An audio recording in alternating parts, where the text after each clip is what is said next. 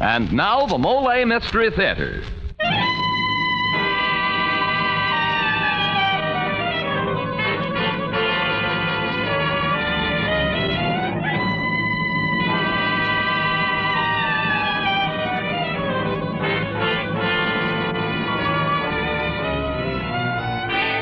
Good evening. This is Jeffrey Barnes, welcoming you to the Mollé Mystery Theater, the program that presents the best in mystery and detective fiction. Tonight's mystery by Sanford Schlesinger is entitled Zelma's Boy. Stars Betty Gard and features Walter Vaughn and Ronnie List. Larry was 13 years old. It wasn't his fault that his father was a thief. Surely a child is not to be blamed for the sins of his parents, and the treacherous blood of a criminal doesn't pass on to the next generation, not even where murder is involved. Or does it? We'll let you decide about Zelma's Boy. And now for tonight's Mollé Mystery, Zelma's Boy, starring Betty Gard.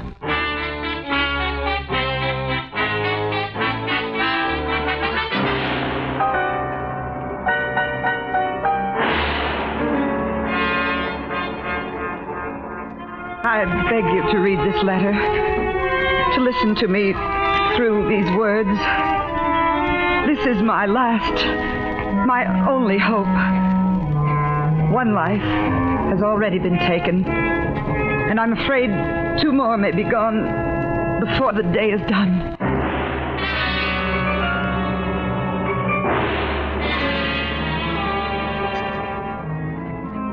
My sister, Zelma's boy, came to our house a little over 2 months ago.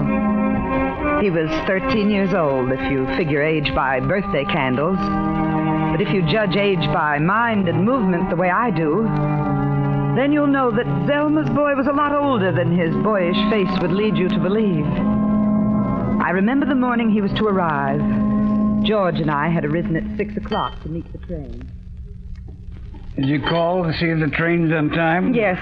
Now, please get through with your breakfast. I don't see why we had to get up so early just to meet him. He's old enough to take a taxi. If you hadn't stayed out so late last night, 6 o'clock wouldn't seem so early. Who are you with? No, don't start in on that again. I'm sorry. I really don't care who you spend your evenings with, but I don't want Larry to take any tales back home to Zelma. It would just give her a chance to say she warned me against marrying you. Well, your idea to invite him here. And if you think his being here will bring out the paternal instinct in me, you've got another think coming. I think I'd better go to the station alone. That's the best idea of the day. And when the brass band is through with the welcome, better take him aside and tell him to behave himself. Don't worry about Larry. I'm sure Zelma brought him up to be a little gentleman. Just like his old man, I suppose. George, I don't want you to mention that again while he's here. Seems to me that someone should have warned your sister Zelma about marrying men who like to sign other people's names to checks. That has nothing to do with Larry. Nothing. Maybe not. But in my book, the apple never falls far from the tree.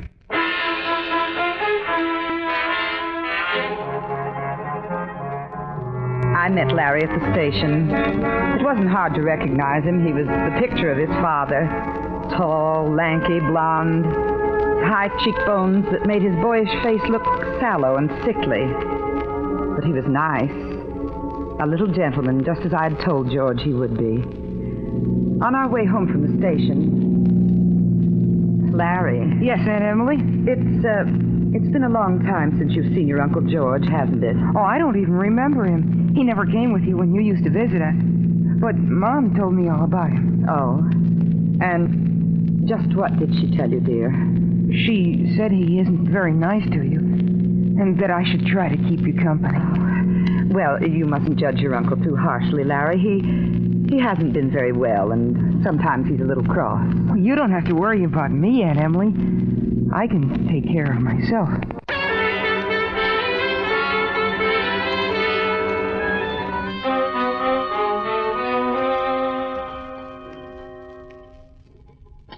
Now, is there anything else you'd like to eat, Larry? Don't be bashful. Nothing, thank you, Aunt Emily. Well, Emily, I got to get down to the office. If you're downtown this noon, drop in and the 3 of us can have lunch together. Why, I think that would be very nice, don't you, Larry? Well, I'm awfully tired. If you don't mind, I think I'll take a nap. I had to sit up both nights on the train. Oh, you poor darling. Why did Zelma send you by coach? You came in on the Empire Express, didn't you, kid? Yes? It's an all-Pullman train. No coaches on it. Oh, I know, but there was a mix-up in the reservations, and I had to stay in the smoking room. Too bad. Well, we can have lunch together some other day.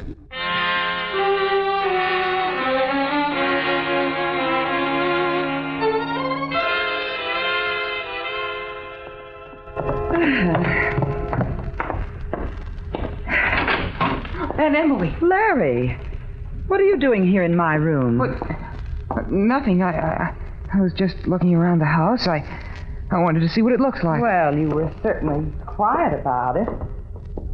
Larry, my dresser drawer is a mess.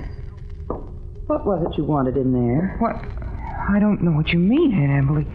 I wasn't looking in your dresser drawer. Honest, I wasn't. I don't see how it could Well, maybe have Uncle George was looking for something. George? I heard him in here just after we got home from the train. Really? Well, the idea. I'll help you straighten up the drawer. No, dear, I can do it.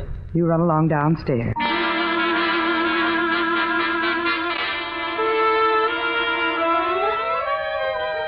I forgot the incident almost immediately, but a few nights after Larry's arrival... Where are you, Emily? Emily, Oh, here you are. Have you noticed All dressed up tonight, I see. Going out again? Oh, never mind. Have you seen my tie pin? No, I haven't. You know, there's something funny going on around here, or maybe I'm going nuts. What are you talking about? The last few days, I haven't been able to find anything, it seems. This afternoon, I went out to lunch and had to borrow $1 from one of the boys. Could have sworn I had $5 and some change in my pocket last night. It's very possible that you were mistaken. Oh, this has been going on for the last few days, ever since... Ever since what, George? I wonder about that Empire Express story he told us. What? I wonder if he really had to sit up all night, or whether that was just a play for sympathy. I don't know what you're mumbling about, and as for your tie pin, I didn't wear it. Emily, have you found things missing around the house lately? No. No, nothing's been missing, George. You're not a very good liar, Emily. You know as well as I do that it's a kid. I don't know any such thing. Well, you will. Let's go up and have a little talk with your darling nephew.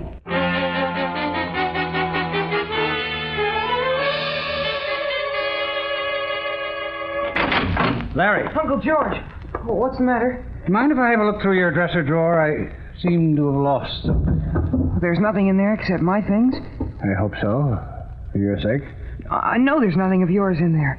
The drawers were empty when I put my clothes in. That I believe. Socks, shirts, ties. What's this? George, I wish you wouldn't go through the boys. Oh. Isn't this clip yours?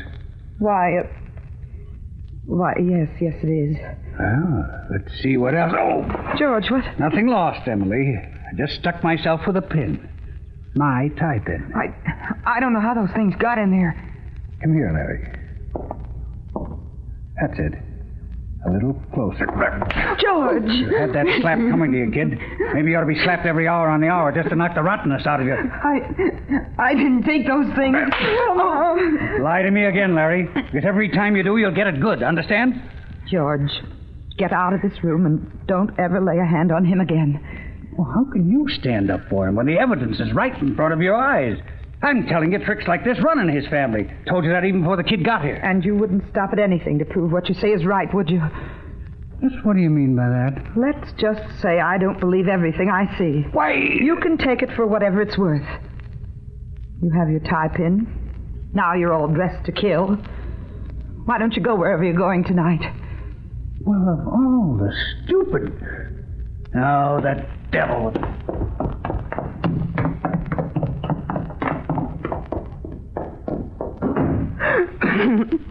Oh, Aunt Emily, I didn't take those things. I didn't. You believe me, don't you? I'm not a liar. Of course I believe you, Larry. Your Aunt Emily knows you're a good boy. I hate him. Don't you, Aunt Emily? No way to talk, Larry. How can you like him when he goes out and leaves you all alone? I'm used to it. Now you go to sleep, and by tomorrow all of this will be forgotten. No, it won't. I hate him. Everything Mom said about him was right. And I won't forget. Ever.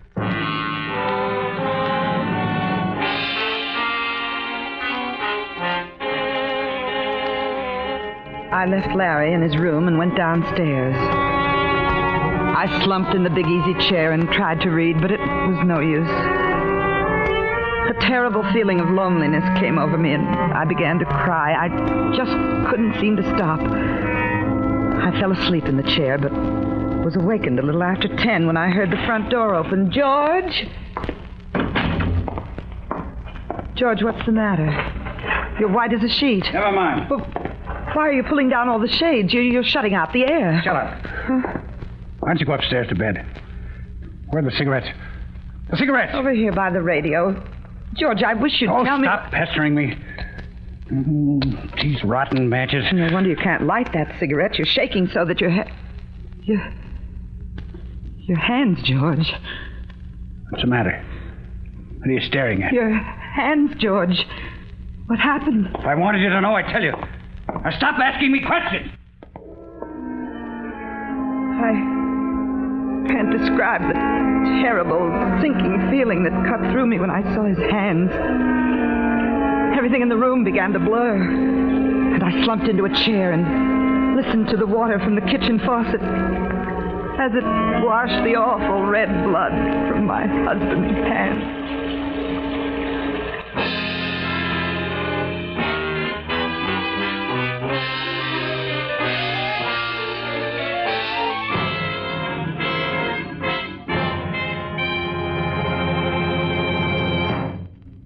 Upstairs, a young boy lies peacefully sleeping in his bed.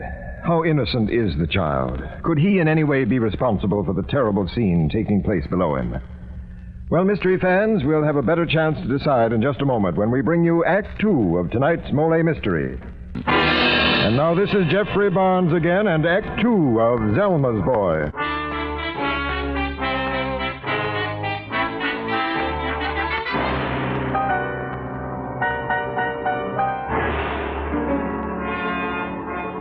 The next morning, I read all about it in the newspaper. At first, it was just another murder story. My eyes barely glanced at the headline, Girl Murdered in Canyon Park. Then I read the first paragraph, and my heart began to beat faster. Good morning, Emily. What's so interesting? Oh, nothing. Here, you want the paper? Thanks. 1 or 2 eggs. 2's all right. There's a girl murdered in the park last night. Just one piece of One toast. of the park policemen got there just after she was shot. I'd like the salt if you don't mind. The policeman, that is, he saw the killer bending over the girl, but he got away unidentified. Hurry it up, Emily. I'll be late for work. Found the gun in the bushes near the girl that didn't have any fingerprints on it. I think the paper said it happened about 10:15, just a little while before you got there. Shut up! I can read. Then it was you. What do you mean it was me? I know it was. Oh, George, why don't you let me help you? You helped me. That's a hot one. Sure, it was me. The cops saw me running. The girl, George. Who was she? Nobody. Who she was, nobody. Don't lie to me, Just like George. me, a poor excuse for a human being, but a sweet kid. Good company, nice to talk to, and... Well, you wouldn't understand. If you loved her so much, then why did you kill her? I didn't love her. There was nothing that even looked like love between us, any kind of love. Just met her in the park a while back, and we got to talking. That's all it ever was with us, talk. Nice, friendly talk. And as for killing her, it doesn't matter whether you believe me or not, but I didn't do it. The shot was from the bushes. When she fell into the grass, I bent down to see if I couldn't help her. I saw it wasn't any use. I heard someone coming. I ran without thinking. I ran. Then why don't you call the police and tell them so? Why should I want to get mixed up in this? After all, Emily, I didn't do it. There's nobody to say whether I did or not. Yes, there is, Uncle George. Harry, you've been eavesdropping. I was there in the park. I saw you. Why, you... George, let the boy alone. Oh, let him alone till he sees me swinging on the dirty end of a rope, huh? He saw. Do you get that? He saw. He's been listening outside the kitchen door to everything I've said. How do I know he doesn't just think he saw, huh? How do I know he isn't lying again like he always does? I'm not lying. I'm not. And Emily knows I never lie. Never mind that. Now listen, kid. Listen good. You say you followed me. Why are you asking him these questions? You know you won't believe anything he says. Maybe not, but that doesn't mean the police won't. Don't you think you abused the child enough? Emily. think I could talk a little better with Larry if you weren't around. So you can slap him again like you have before. Don't leave me alone, Aunt Emily. Larry, I'm really sorry I slapped you. I want you to try to forget all that for a few minutes and pretend like we just met. There are a lot of things you can't understand. Things about feelings, happiness, and loneliness. You gotta remember that your Aunt Emily and I are married. We only have each other. Without me, there wouldn't be anyone to look after. Don't waste any tears on me now, George. I told you to shut up. What I'm trying to say, Larry, is this. If you say you saw me kill that girl, it won't hurt only me. It'll hurt your Aunt Emily, too. You wouldn't want that to happen, would you? No use, George. It didn't work. He isn't quite the child you think he is. No. He's no child. He's a devil. Get him out of here before I kill him!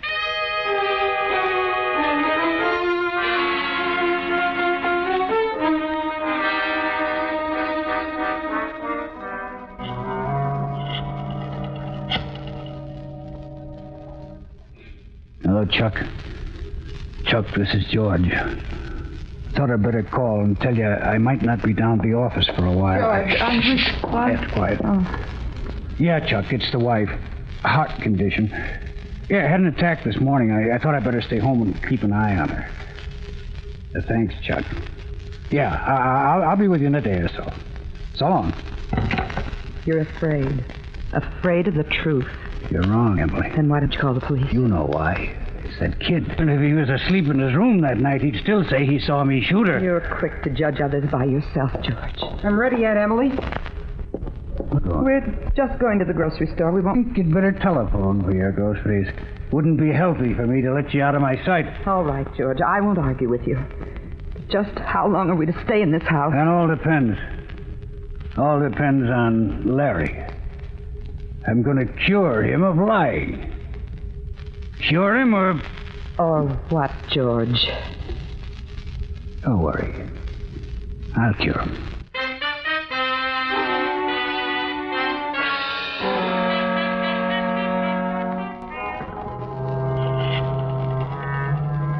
Operator. Operator. Oh, hello. Operator, can you get... Put the phone down, Larry. Who are you trying to call? Get away from me. Aunt Emily. Aunt Emily. Shut up and answer. Larry, dear, what's the matter? George, leave him alone. I haven't heard him yet.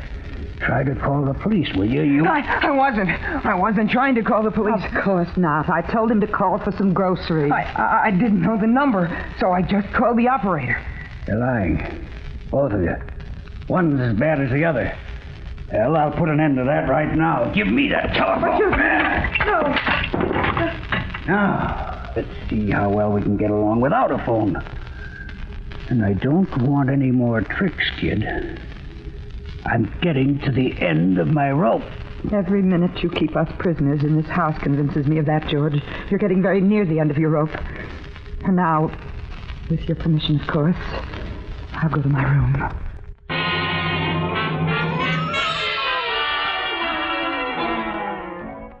Downstairs now, pacing, thinking. I don't know what he'll do next. I only know something terrible is bound to happen to the three of us in this house.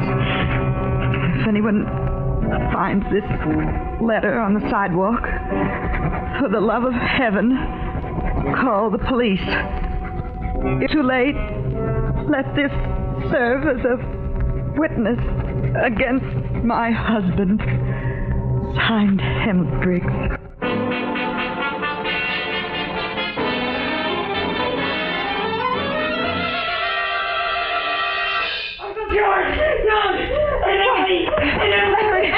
Larry, I'm coming. George, let him alone. George, open this door. George. Don't go in there, Emily. What have you done to Larry? Look, Emily, I found my billfold under his pillow. And your diamond ring. What have you done to Larry? I only meant to scare him, but he started to kick and scream, and I put my hand over his mouth so the neighbors wouldn't hear. He bit me. I grabbed him by the throat. I didn't think. Larry. Oh, Larry, my poor darling. Emily, it was an accident. You believe me? Believe you? Why should I? I knew you were mean and selfish. But even with all that, I still couldn't think you were capable of murder. But I was wrong. Now, unless you feel like killing me, I'd like to go in and see Larry. All right, Emily.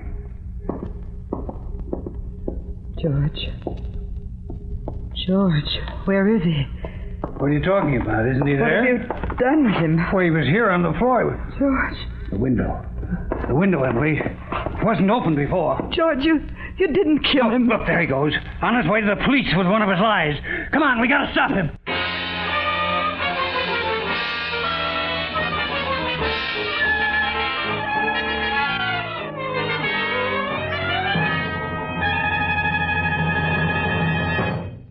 This is Jeffrey Barnes again. In just a moment, we'll bring you Act 3 of Zelma's Boy.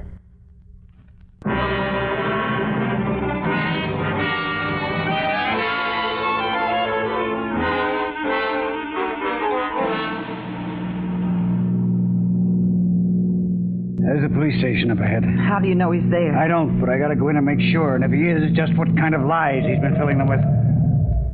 All right, hurry up, get out. Now, George, be careful. Oh, my purse. Now look what you've done. Well, hurry and get it. I want to get it. What's that? Well, it's nothing. It's just an envelope I put my grocery list on. Let's see it. Oh, I thought you were in such a hurry. Give it to me. What? Thanks. A letter to the police you were going to toss out on the sidewalk, huh? You were really going to turn me in? George, Oh, skip it. If you think I killed her, there's nothing I can do about it. Nothing but face this thing out. Come on.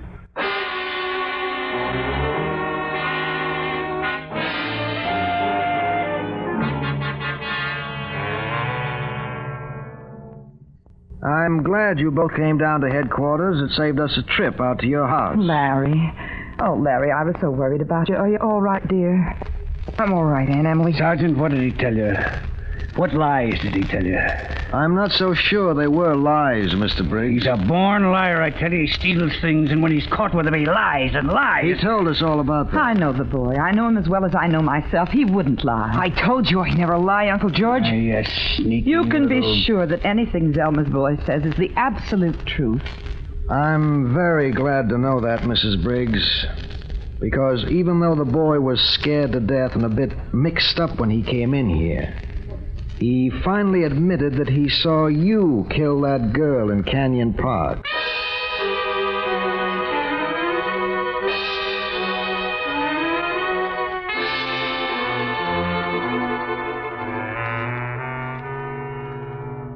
You can only stay a few minutes, Mr. Briggs. Hello, Emily. I'm glad you've come to see me, George. What do you want, Emily? I knew you were meeting that girl, George. I used to watch the two of you sitting there on the park bench, talking and laughing. I often wondered if you were laughing about me. We never laughed about you, Emily. She never even knew you existed. I hated you. I wanted everyone to hate you as I did. I took your tie pin and those other things and hid them in Larry's room. You accused him, but I stood by him. He hated you for that. And he loved me all the more. And then when you knew that he saw you shoot the girl, you wanted him out of the way. You wanted me to kill him. He would have told you that I shot her, but he knew I was his only friend in our house. I made him believe you'd call him a liar and beat him. Time's up. Let's go. Right away. Emily, I don't know what to... Well, I'm sorry. Goodbye, George. Goodbye, Emily.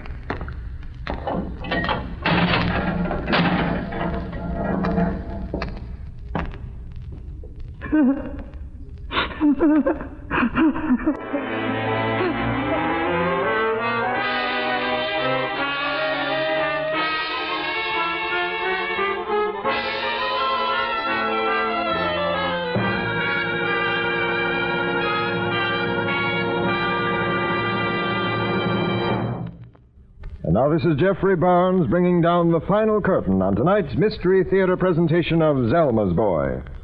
The original music for the Mystery Theater is composed and conducted by Alexander Semler.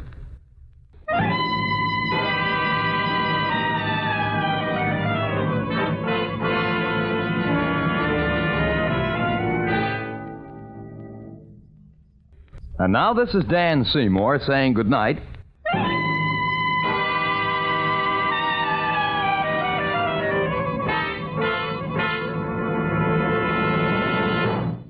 This is NBC, the national broadcasting company.